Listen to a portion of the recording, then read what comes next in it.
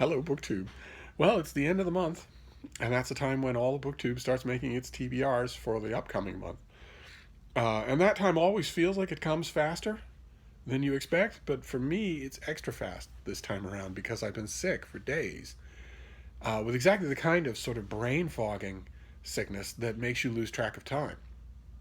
But I am pulling out of that, and the minute I started to do that and realized the date, I realized that I wanted to get in on the fun of a monthly TBR.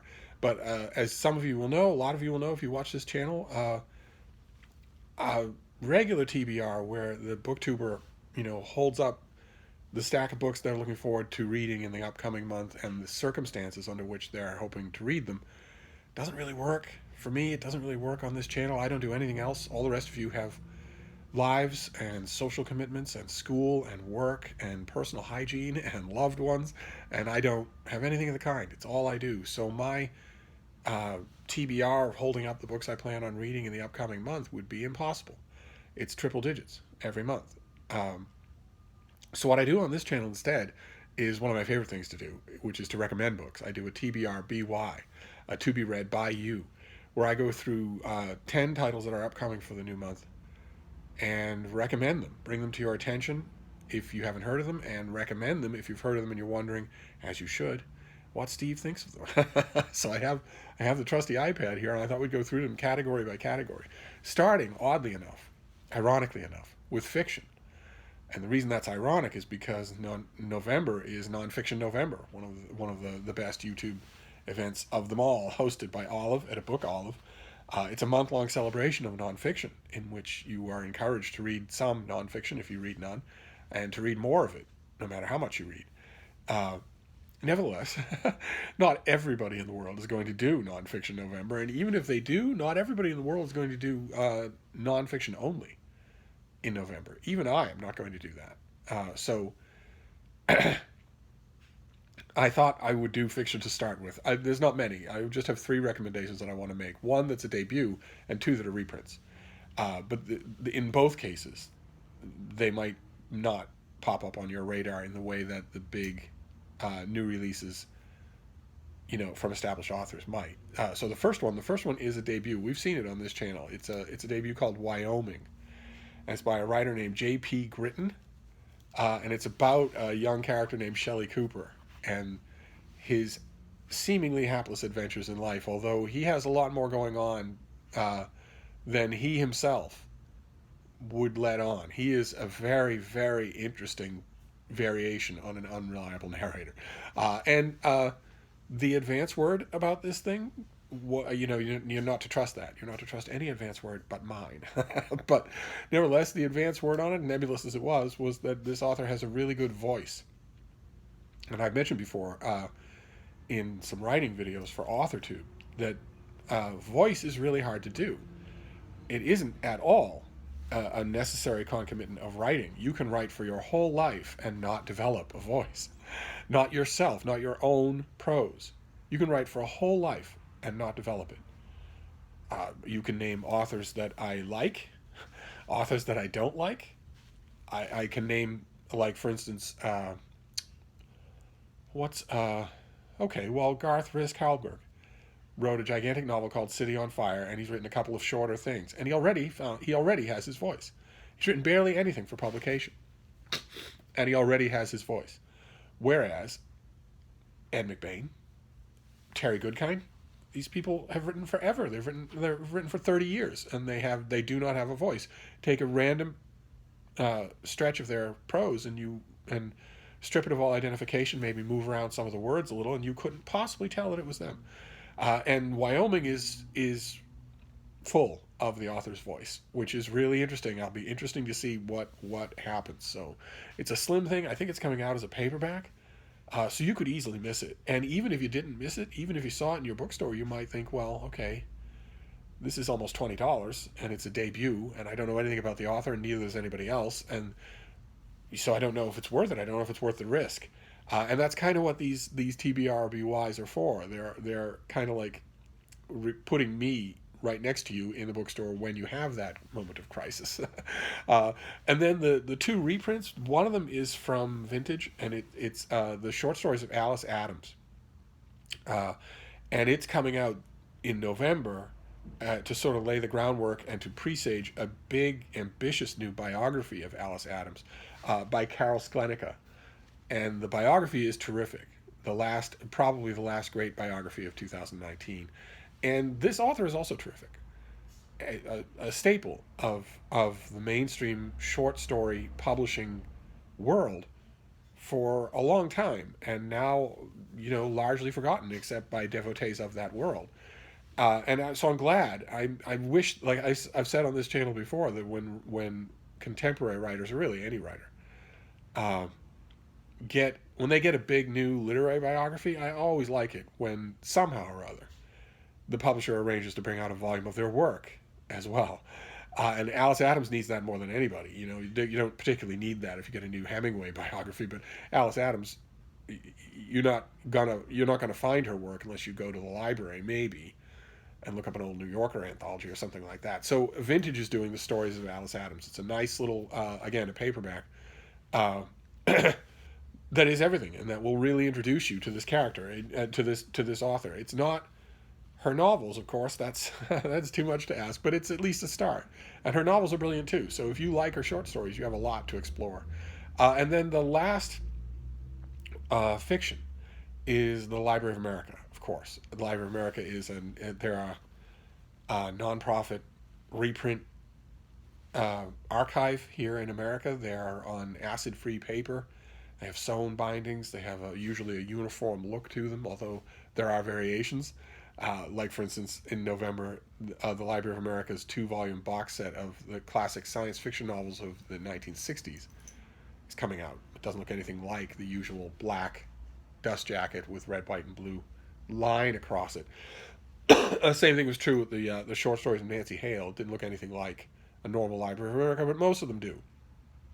And this month they're doing Jean Stafford, all 3 of her novels. The most famous one would be Boston Adventure. If you're in a used bookstore and you come across Jean Stafford, you're probably going to come across Boston Adventure. But I recommend all 3 of them, and here they are all in one volume. And in a volume that the pages won't yellow, spine won't crack, nothing will become brittle with age, and that's good, because if you fall in love with this author, and I think you will, then you're going to want to reread these things. So I know it's a TBR BY. You can certainly go to your library, or you can just jot them down, for future reference. But if we're talking about buying, I would recommend all 3 of these to buy. I don't usually do that on this channel, and I want to do it a little bit more forcefully for a November TBR BY, because a lot of these things are going to end up as presents. So maybe the budget will be a little looser. One way or another, I don't know if your bookstore stocks Library of America, but I really want to recommend Jean Stafford.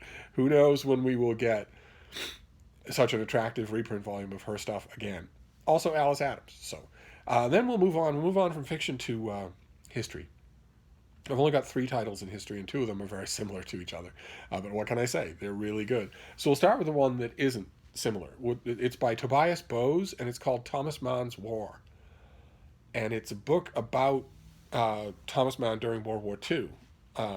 It foregrounds the story when he was in Germany. He was, a Nobel Prize winner. He was a lauded literary figure, but he increasingly became critical of the Nazi regime. And in 1938, he left Germany and came to America, and became even more critical, and became sort of an outspoken enemy of his homeland's government. And his books were burned, and he was decried at rallies, and he was very wise to do what he did. He was very wise to leave. Had he stayed, like so many other high-profile authors did, had he stayed and just assumed that some combination of, well, I've got my book sales, so the public likes me, and I'm respected internationally, and that will protect me, and this won't last because these people are insane, xenophobic morons.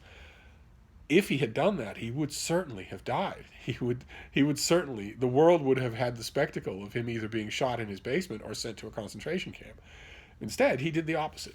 He came to America, and not only decried the Nazis, but also, as this book makes wonderfully clear, did a lot to help get other people out of the country and to help refugees of all kinds. It's a Mann very carefully sculpted an image of himself during the last 40 years of his life as a sort of a stern Olympic type figure, and there's a compassion running throughout Thomas Mann's War that is a very good countermeasure. So if you're interested in Thomas Mann, if you for instance read, there've been a couple of good biographies. There was a good biography of him and his brother. There was a good biography a long time ago of his family. Or if you skip literary biographies altogether and you've just been blown away by his fiction, Thomas Mann's War will probably interest you. And then the other two works of history are, like I said, they are in some ways connected, and we've seen them both on this channel. I just want to rave about them because I've read them. I've been reading quite a bit because I've been flat on my back in bed. I've learned that my little miniature schnauzer, Frida, is a ball of activity. She certainly loves to be out and about, bustling around, screaming at strangers and ordering dogs to stand still. But she shifts into caretaking mode very noticeably when I'm sick. Suddenly that goes away, and she's perfectly willing to just hang out. Anyway, the next work is The Puritans by David Hall. It's a big, thick thing coming out in November. A big history of the Puritans, not just through the keyhole of their place in American political and social mythology, but just in general, just the whole movement, all the characters involved. And it is grand, sweeping history. It's grand, sweeping narrative history. The author clearly knows that and writes it that way, and it was fantastic. Just fantastic. If there are book section editors out there who have already closed up shop, or who are starting to close up shop, or who have already made their lists of the best books of the year that they're going to recommend and whatnot, if there are book section editors out there that have a conscience, they are frantically scrambling to find out whether or not they can fit this thing in there because it's that good. And along the same lines is David Silverman's book, This Land is Their Land, which is in the thumbnail, in a small way, the elevator pitch. It's about the American mythology of Thanksgiving. But really, it's a broad-scale, extremely readable study of colonial America's relationship to the people who were already here when they got here, and who were exploited, decimated, lied to, cheated, swindled, harassed, warred upon from the first minute. It's just paradigm shifting and meant to be. So those two, I don't know. You might be in the mood for them both for Thanksgiving reading. But one way or another, and at any month of the year, I would still recommend them. Then we want to move on to biography. And the first biography that I want to recommend is amazing, but it is not. It's a work in translation. It's by Wolfram Siemann, who wrote it in 2017. It's a massive, complicated biography of Metternich, of the Austrian diplomat, Metternich. And it's now been translated into English from Harvard University Press. And I got the English language translation, and I read the book. I am fascinated by Metternich. There've been two other really good popular books on him in the last 50 years. He doesn't get anywhere near the coverage that, for instance, Napoleon gets. But I read the English language translation and loved the author's take. I love the author's take on it a lot. And I also didn't mind the translation. There was no point at which I felt like the translator was in the way. But even so, when I was done, I wanted so bad to know more, to have more of this book, that I ordered a copy of the original. But I don't need to speak in relation to the original to recommend this translation from Harvard. It's a very pretty book. And any day now, it will be its finished copy will be available in bookstores. Might be there already. And if you're looking for a big fat biography that is also a history of its time, you won't do any better. Metternich was involved and had a broad view of the whole of the scope of the events of his day in Europe. So that one's a translation, and these other two are not.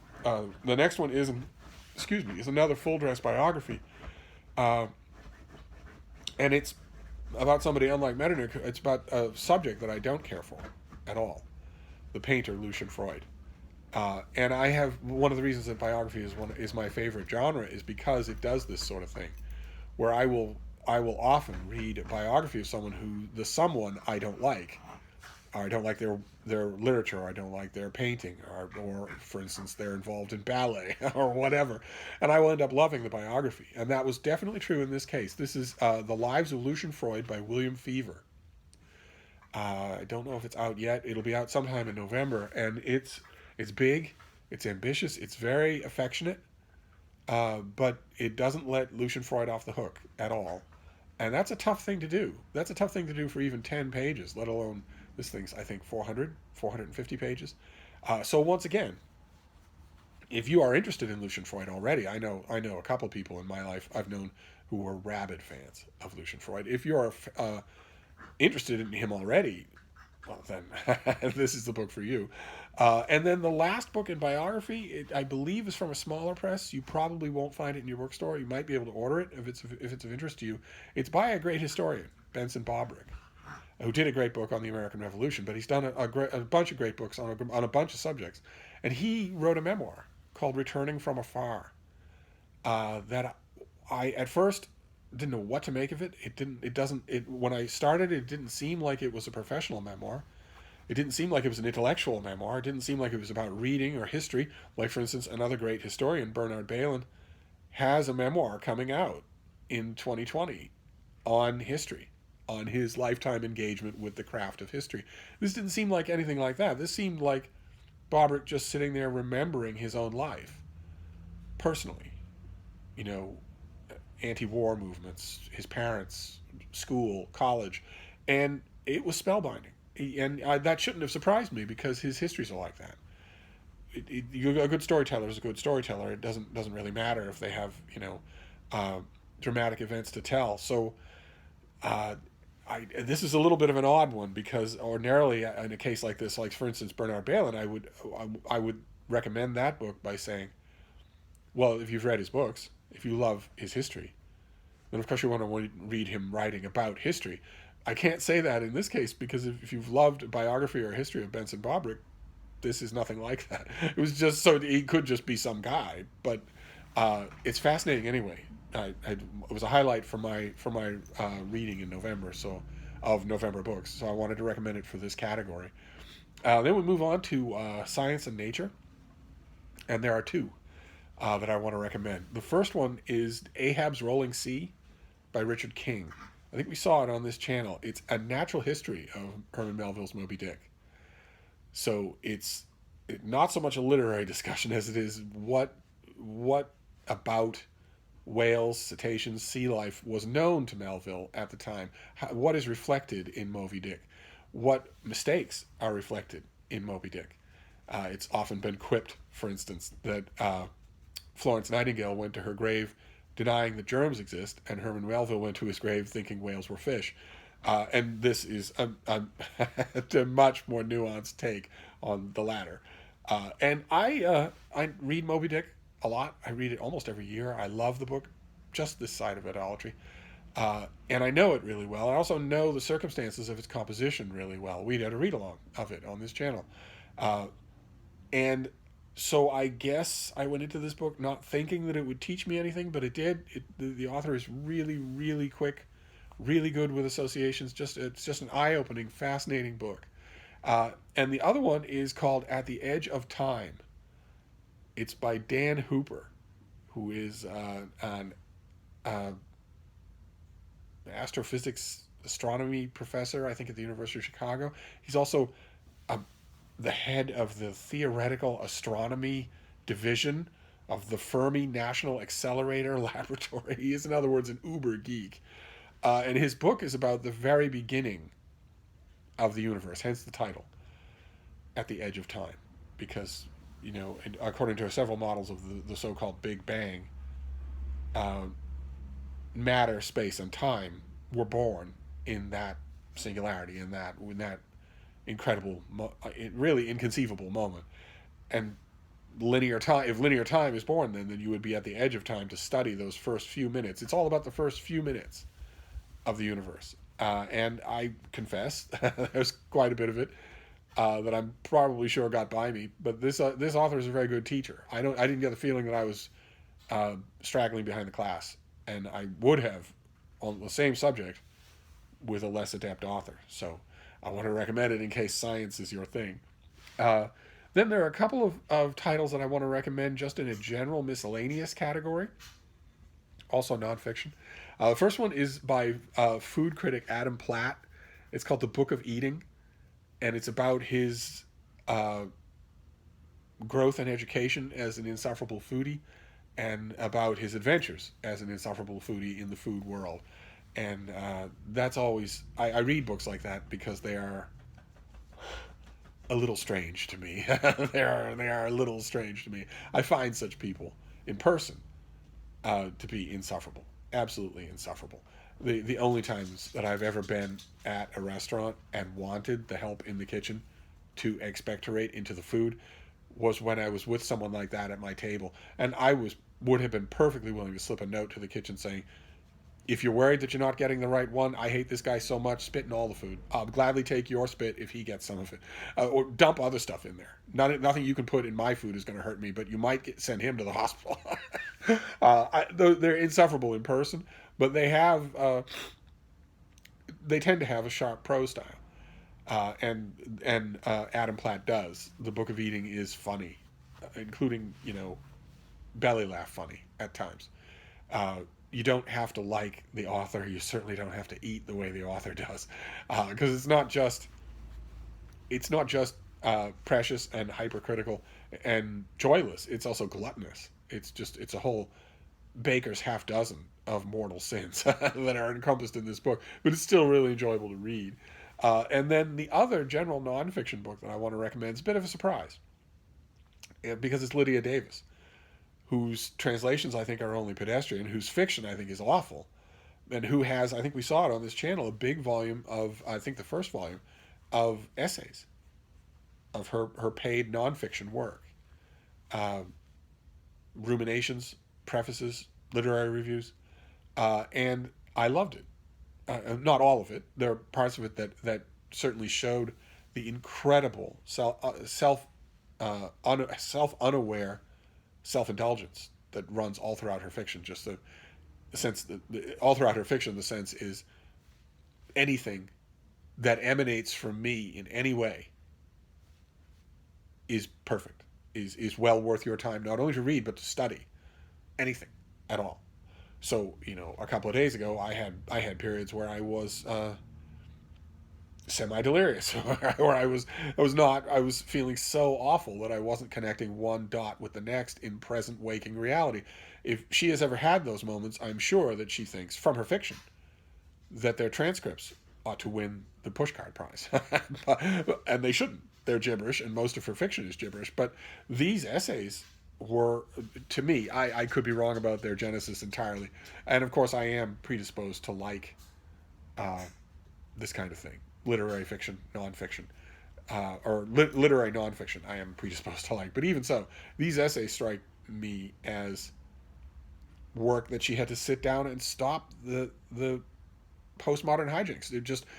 Okay, I have a good grift going with all this postmodern crap, but I have to put it aside now in order to write these things. This is going out to a completely different audience. It could be that these have an entirely different genesis, but one way or another, amazingly enough, this is a Lydia Davis book that will actually end up in the little book room. It will go in my collection of books about literary essays, literary, profiles and whatnot. I enjoyed it quite a bit, so I wanted to recommend it, especially since some of you are bound to see it in the bookstore and think, oh, well, essays, what does Steve think of that? I could swear he doesn't like this person. It's typically true.